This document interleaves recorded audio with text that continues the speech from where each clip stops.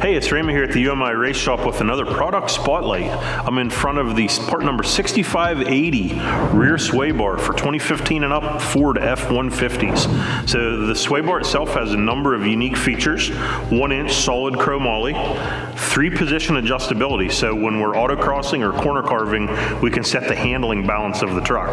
The 6580 actually pairs very nicely with 6579 front bar for early models and 6581 front bar for the later models 2021 and up. It comes with heavy-duty made in USA hardware, some nice brackets, greasable polyurethane bushings, adjustable end links, proper bracketry, and all the hardware.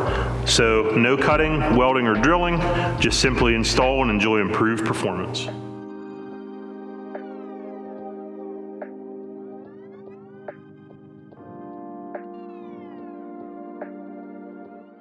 If you have any product-related questions about any of the things you see in our videos, you can email us at sales@umiperformance.com. And if you have any technical questions, we're always available at support@umiperformance.com.